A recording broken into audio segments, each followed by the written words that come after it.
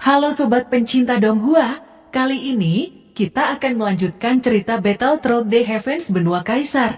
Cerita dan video ini diambil dari channel Nobarta. Tanpa banyak basa-basi, mari kita simak alur ceritanya. Melanjutkan dari cerita sebelumnya, pada saat ini Xiao Wutian berdiri di luar klan perlindungan. Para tetua dan semua muridnya yang kembali dari pegunungan Tianmo tidak ikut serta dalam pertempuran. Mereka jelas tahu bahwa lawan yang mereka hadapi terlalu kuat. Bahkan jika mereka semua ikut dalam pertempuran, sama saja dengan memukul batu dengan memijak. Namun melihat semua keluarganya jatuh satu persatu dan bahkan Xiaoli dan Xiaolong terluka parah, Xiao Wutian memiliki kesedihan di wajahnya meskipun dia merupakan orang yang memiliki kesombongan. Scene berganti. Sepasang mata yang tertutup rapat tiba-tiba terbuka. Dan mata itu menunjukkan warna api keemasan. Dia adalah Xiaoyan yang duduk di peron batu. Pada saat ini kekuatan Xiaoyan telah meningkat secara intens. Kekuatan utama Kaisar Bintang 2 awal Xiaoyan telah naik ke Kaisar Bintang 2 tahap puncak. Kemampuan untuk mencapai kenaikan dan perubahan besar seperti itu secara alami karena energi murni dari roh api kekacauan. Kekuatan jiwa Xiaoyan menyebar menyelidiki situasi di keluarga Xiao. Tiba-tiba dia terkejut menemukan bahwa nafas Xiaoli dan Xiaolong telah sangat melemah. Di luar monumen yang kacau, beberapa pria berjubah hitam melintas dan mereka sepertinya merasakan sesuatu. Segera dia berkata, "Ini adalah kekuatan jiwa. Bocah ini masih berada di keluarga Xiao," ucap pria parubaya yang terkuat dari 5 kelompok berjubah hitam. Mereka adalah 5 orang dari klan Pantom. Bahkan mereka bisa merasakan sesuatu saat Xiaoyan memindai kekuatan jiwanya. Tetapi itu hanya samar-samar dan mereka gagal mendapatkan informasi apapun. Xin kembali ke Xiaoyan. Kekuatan jiwa yang luar biasa. "Tampaknya aku ditemukan," ucap Xiaoyan. Kekuatan jiwa di luar monumen tadi tidak diragukan lagi melampaui kekuatan jiwa dari wilayah Kaisar. Xiaoyan dengan cepat menarik kekuatan jiwanya. Dia berdiri menggerakkan otot dan tulangnya. Dia menoleh ke sosok yang sangat cantik saat dia berkata, "Xiaoqi, kita harus pergi. Cepat atau lambat kita akan ditemukan jika tetap di sini," ucap Xiaoyan berjalan menuju Xiaoqi yang masih duduk berlatih. Api langit Xiaoqi telah ditarik kembali pada saat ini. Dan dengan cepat membuka matanya. "Bagaimana dengan kakek? Apakah mereka semua mati?" tanya Xiaoqi dengan gemetar. Kekuatan jiwanya tidak merasakan sedikit pun nafas Xiaoli dan Xiaolong. "Tenang, kakek dan mereka masih hidup. Mungkin mereka hanya terluka. Kita akan sesegera mungkin untuk menyelamatkan mereka," ucap Xiaoyan. Begitu Xiaoyan selesai berbicara, dia mendengar ledakan secara tiba-tiba. Tampaknya lebih cepat dari yang aku harapkan. "Xiaoqi, cepat keluarkan kompas dari leluhur Xiaolong. Aku akan menundanya sedikit," ucap Xiaoyan berkata dengan serius. Penguasa berat Xiaoyan telah menjadi penguasa kuno api langit setelah roh api kekacauan Xiaoyan benar-benar menyatu. Perasaan kuat dari penguasa kuno yang berasal darinya telah menjadi sangat berbeda dari penguasa kuno sebelumnya. Suhu ini sungguh kuat. Sepertinya ada aroma api surgawi di sini. "Xiaoyan, keluar sekarang!" teriak seorang laki-laki berjubah hitam memimpin dan melangkah masuk.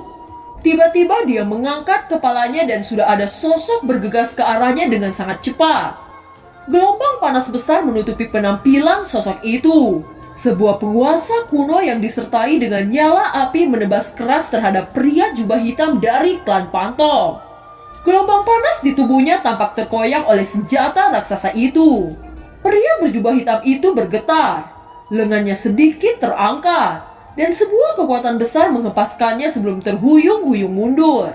Setelah Xiaoyan berhasil memberikan satu serangan yang mengenai target, tubuhnya tiba-tiba segera menghilang bersama Xiaoqi. Pria berjubah hitam menstabilkan tubuhnya dan ketika dia melihat dengan seksama, tidak ada satu orang pun yang tersisa. "Kejar mereka! Mereka seharusnya masih tidak jauh dari sini. Minta klan untuk mengirim seseorang lagi. Cari dengan keras," ucap pria berjubah hitam yang memimpin kelompok. Dia tidak pernah berpikir bahwa Xiaoyan melarikan diri di bawah kelopak mata mereka. Beralih ke sebuah hutan terdalam. Terlihat cahaya biru menyala dan dua sosok tiba-tiba muncul. Kedua sosok ini adalah Xiaoyan dan Xiaoqi. Xiaoyan masih memegang penguasa kuno api di tangannya sebelum mengembalikan ke dalam cincin spasialnya. Xiaoyan melihat sekelilingnya dan melepaskan kekuatan jiwa. Xiaoyan bisa merasakan keberadaan sosok yang kuat di area tertentu. Setelah itu dia kembali membuka matanya hanya untuk menoleh ke arah Xiaoqi. Dia berkata, "Xiaoqi, di mana kamu memilih tempat untuk teleport?" tanya Xiaoyan. "Ini harus menjadi kedalaman pegunungan Tianmo. Di pinggiran akan sangat mudah ditemukan. Jadi aku memilih koordinat yang lebih jauh," ucap Xiaoqi. Xiaoyan mengangguk ketika mendengar kata-kata ini. Dia tiba-tiba melihat kompas tanah yang masih ada di tangan Xiaoqi. Samar-samar terlihat bahwa energinya telah habis. Sepertinya energi yang dikonsumsi untuk mentransmisikan dua orang bersama terlalu besar. Kompas tanah ini telah dihapus, ucap Xiaoyan tersenyum pahit. "Mari kita pergi ke pegunungan untuk beristirahat sebelum kita meninggalkan Dizhou," ucap Xiaoyan lagi. "Kedalaman pegunungan iblis terlalu berbahaya hari ini. Aku belum pernah ke sana dan aku tidak tahu banyak. Tetapi aku masih tahu sedikit beberapa rute. Seharusnya kita bisa meninggalkan Dizhou dan mencapai prefektur di Yuan melalui pegunungan di seberangnya. Yuanzhou adalah tempat yang lebih besar dan lebih kuat dari Dizhou. Apakah kamu benar-benar ingin pergi ke sana?" ucap Xiaoqi. Xiaoyan mengangguk dan berkata, "Ayo pergi," ucap Xiaoyan. Dalam penerbangan keduanya, Xiaoqi sedikit terkejut saat dia melihat kecepatan Xiaoyan. Dia memiliki ekspresi aneh saat menatap Xiaoyan dan berkata, "Mengapa kamu lebih cepat dariku? Aku memiliki afinitas angin," ucap Xiaoqi. "Aku lebih kuat darimu," ucap Xiaoyan tersenyum. Kamu sudah maju lagi," ucap Tetugun Xiaoqi. Bahkan dia sebenarnya tidak bisa melihat kekuatan Xiaoyan. Xiaoyan tersenyum dan mengangguk. "Tingkat apa yang kamu miliki sekarang?" tanya Xiaoqi. "Kaisar bintang 2 tahap puncak," ucap Xiaoyan sedikit malu. "Apakah kamu masih manusia? Sudah berapa lama sejak pertama kali kamu tiba di benua kaisar? Kamu bahkan membuat seseorang sulit bernafas memikirkan kecepatan ini," ucap Xiaoqi. Sebelumnya Xiaoqi sedikit tidak puas dengan kejeniusan Xiaoyan. Tetapi setelah melihatnya sendiri sekarang, dia telah menyaksikan bakat jahat Xiaoyan. Hati Xiaoqi benar-benar yakin saat ini dan sedikit mulai menerima bahkan jika Xiaoyan akan menjadi suaminya. Waktu berlalu. Kedua sosok dengan cepat pergi melalui hutan sebelum akhirnya tiba ke aliran gunung. Xiaoyan menemukan sebuah gua di atas gunung untuk mereka tempati sebagai peristirahatan. "Kamu harus istirahat dulu. Kita harus memulihkan kekuatan sebelum kita berangkat ke Yuanzhou. Sekarang aku akan pergi untuk menemukan beberapa ramuan," ucap Xiaoyan kepada Xiaoqi yang berdiri di samping dan melihat-lihat gua. Setelah mengucapkan itu, Xiaoyan pergi berbalik dan memasang penghalang di pintu gua. Xiaoqi juga duduk dan menenangkan pikirannya di gua. Apa yang terjadi hari ini begitu mendadak sehingga dia masih sedikit tidak percaya dengan peristiwa besar ini. Kedalaman pegunungan Tianmo jelas tidak setenang kelihatannya. Xiaoyan khawatir tentang keselamatan Xiaoqi. Dia tidak berani meninggalkan pegunungan terlalu jauh sebelum mengumpulkan beberapa tanaman obat dan bergegas kembali. "Kamu sudah kembali," ucap Xiaoqi. Xiaoyan tersenyum sebelum mengeluarkan beberapa bahan obat untuk menyiapkan pil penyembuhan. Dengan sedikit pemikiran dalam hatinya, dia mulai menghubungi Zanlao. "Zan tua, adakah resep yang lebih baik untuk penyembuhan?" tanya Xiaoyan dari dalam hatinya. "Apakah kamu akhirnya mengingatku sekarang? Aku tidak dapat diganggu sekarang," ucap Zanlao. Xiaoyan buru-buru tertawa dan berkata, "Sebenarnya Anda temperamen seperti anak kecil.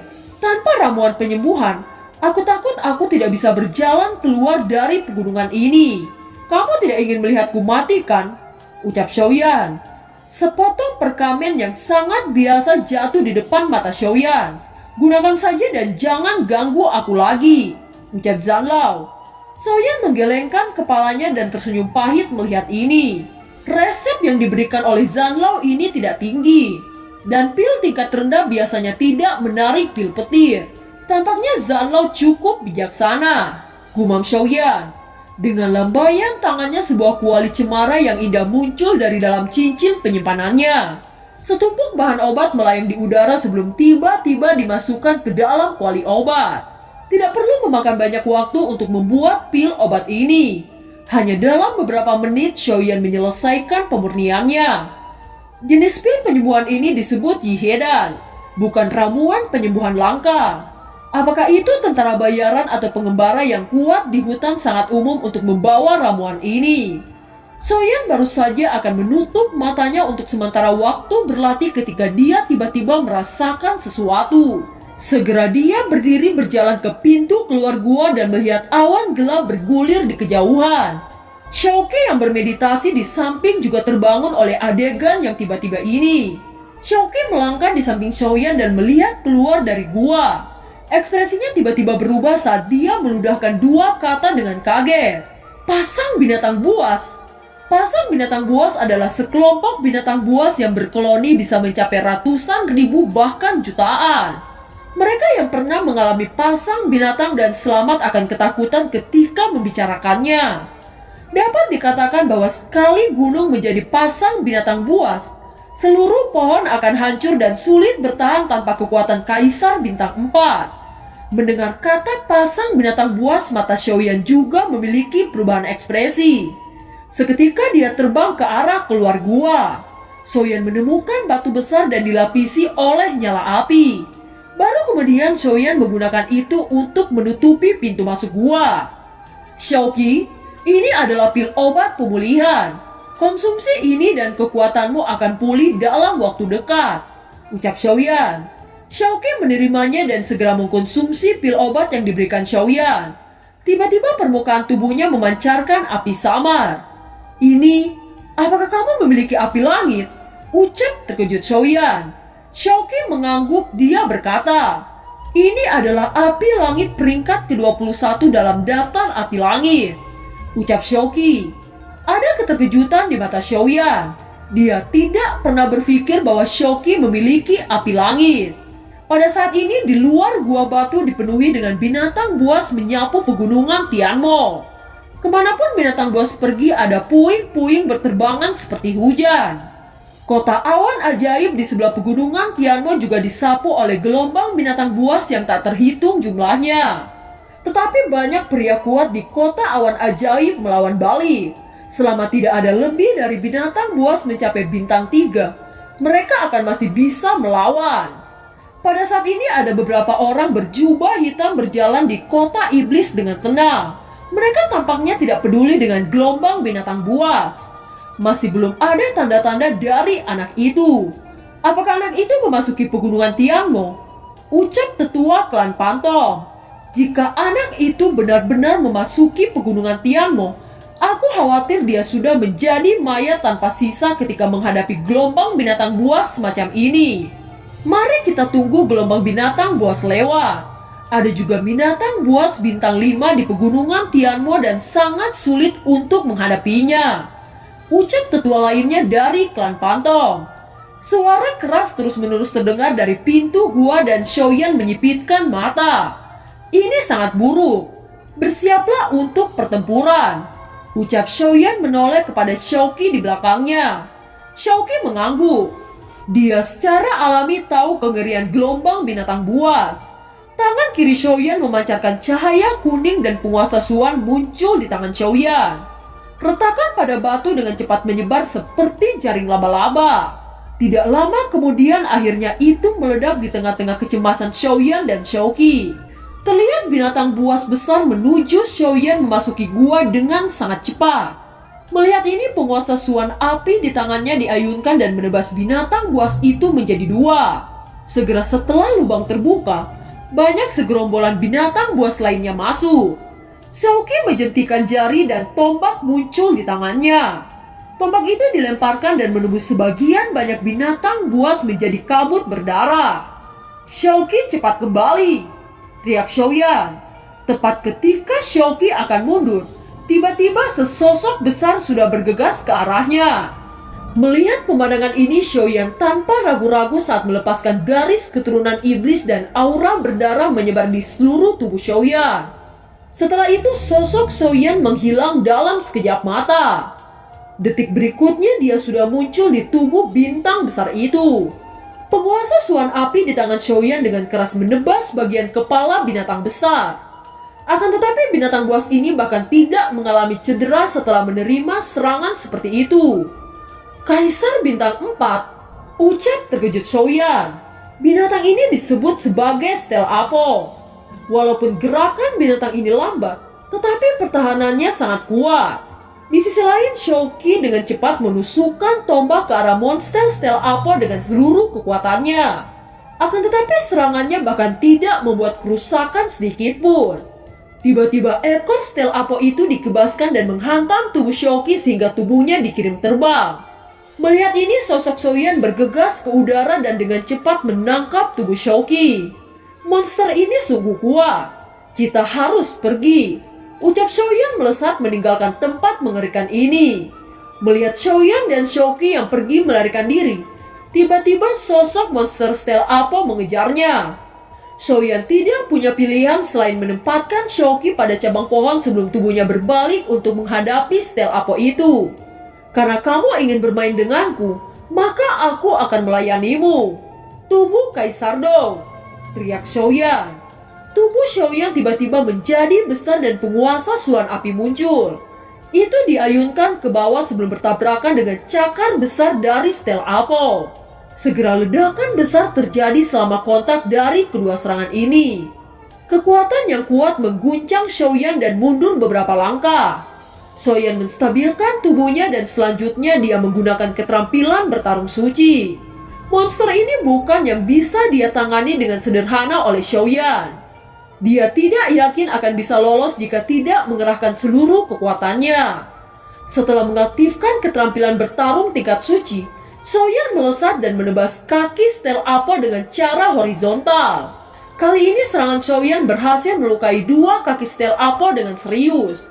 Darah merembes keluar dari kaki itu dan samar-samar terlihat bagian tulang dalamnya. Namun sebelum Xiaoyan bisa menghela nafas lega, tiba-tiba ekor besar melesat ke arah Xiaoyan. Kecepatan yang sangat cepat ini membuat Xiaoyan tidak bisa menghindar sama sekali. Setelah menderita serangan yang mematikan itu, mata Xiaoyan seketika berangsur-angsur buram. Sebelum akhirnya dia pingsan, tiba-tiba cahaya menyilaukan keluar dari tubuh Xiaoyan. Benda transparan perlahan-lahan muncul di udara. Tiba-tiba kekuatan tak terlihat yang tak tertandingi meresap dan menyebar di sekitar Stel Apo sebelum akhirnya tiba-tiba meledak. Jejak energi hangat melewati tubuh Xiaoyan. Secara bertahap memperbaiki cedera di tubuh Xiaoyan. Xiaoyan perlahan membuka matanya dan terlihat tubuh monster Apo yang sangat besar tergeletak. Apa yang telah terjadi? Gumam Xiaoyan. Hahaha, anak kecil. Pada saat kamu pingsan, roh jahat telah keluar dan menyelamatkanmu. Awalnya saya siap untuk mengatasi masalah ini. Namun siapa yang menduga bahwa roh jahat yang kamu simpan telah keluar hanya untuk menyelamatkanmu, ucap Zanlao. Setelah mendengar ini, Xiaoyan akhirnya mengerti. Sungguh menakutkan kekuatan dari roh jahat di benua ini. Dia segera menepuk sakunya dengan lembut mengungkapkan rasa terima kasih. Setelah itu Xiaoyan bergegas ke Shouki yang disembunyikan olehnya. Kemudian memeluknya dan masuk ke dalam gua untuk bersembunyi. Pada saat ini Shouki terluka parah setelah menderita serangan sebelumnya. Anak kecil, inti sihir dari monster bintang 4 hal yang sangat berguna untukmu, ucap Zanlao. Xiaoyan tersenyum dan mengangguk. Segera dia mengambil penguasa kuno api sebelum menebas dengan keras di bagian kepala mayat Stel Apo. Baru kemudian terlihat inti sihir menyala dari dalam kepala Stel Apo. Xiaoyan tidak hanya mengambil inti sihir tetapi dia juga menyimpan tubuh besar itu ke dalam cincin spasialnya. Di dalam inti sihir gelombang energi yang kuat melonjak dan udara di sekitar inti sihir tampaknya menjadi berapi-api. Di benua ini semua orang tahu pentingnya sumber gas kaisar. Oleh karena itu banyak orang yang mendambakan inti sihir bintang 4 yang berisi sumber energi kekaisaran yang kaya. Membunuh binatang buas tingkat 4 bahkan jika seseorang juga berada pada kaisar bintang 4 yang kuat, itu tidak mudah mengalahkannya. Apalagi Xiaoyan hanya kaisar bintang 2. Meskipun Xiaoyan terluka parah sekarang, itu tidak bisa dibandingkan dengan keberuntungannya. Konsumsi itu, ucap Zanlao. Mata Xiaoyan berkedip. Setelah dia memiliki darah iblis, dia belum melahap inti sihir untuk kultivasi. Dan sekarang dia akan mencobanya. Xiaoyan tidak menunda lagi saat dia dengan hati-hati menelan inti sihir di tangannya. Nafas darah iblis tiba-tiba menyebar. Dan kemudian membentuk lapisan kabut cahaya. Itu membungkus inti sihir bintang 4 di dalam tubuh Xiaoyan. Ketika kabut darah menyelimuti inti sihir, sumber energi kekaisaran yang terkandung dalam inti sihir disempurnakan dengan kecepatan yang sangat cepat. Dan akhirnya berubah menjadi energi berapi-api yang terus-menerus dituangkan ke dalam tubuh Xiaoyan. Penyempurnaan ini tidak berlangsung lama sebelum Xiaoyan akhirnya membuka matanya yang semula tertutup. Awan gas putih diludahkan dari mulut Xiaoyan pada saat ini. Gelombang energi yang kuat melonjak di sekujur tubuhnya. Gelombang ini lebih kuat dari sebelumnya. Dengan inti sihir binatang buas kaisar bintang 4, kekuatan Xiaoyan akhirnya telah ditingkatkan sekali lagi melangkah ke tengah kaisar bintang 2. Jelas inti sihir bintang 4 tidak hanya meningkatkan kekuatan Xiaoyan, tetapi tubuhnya juga lebih mendominasi dan fisiknya lebih kuat dari sebelumnya. Gelombang binatang buas telah berlalu. Ketika Xiaoqi terbangun, sekarang saatnya bagi mereka pergi ke Yuanzhou untuk menemukan klan iblis darah. Dan film pun berakhir. Terima kasih telah menyimak dari awal sampai akhir ya. Sampai jumpa.